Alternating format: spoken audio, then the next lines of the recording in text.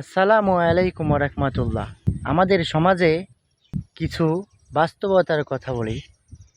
এই সমাজে বর্তমান সময় যে সত্য কথা বলে তাকে বলে মানুষ পাগল, আর যে উচিত কথা বলে তাকে বলা হয় আমরা বলে থাকি যে অতিরিক্ত ঘন কথা বলে ছেলেটা, বা বেশি কথা বলে, এটাই বলে থাকি।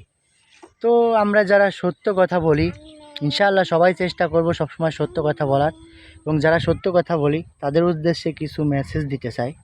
আল্লাহ তাআলা যারা ধৈর্য ধরে তাদেরকেও পছন্দ করে, আবার যারা প্রতিবাদ করে তাদেরকেও পছন্দ করে, কিন্তু দুই জায়গায় দুই রকম।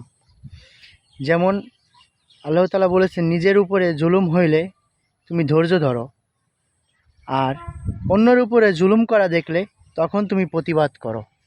ইনশাআল্লাহ সবাই 5 ওয়াক্ত নামাজ পড়ব, আর এই কথাগুলো মেনে চলার চেষ্টা করব ইনশাআল্লাহ।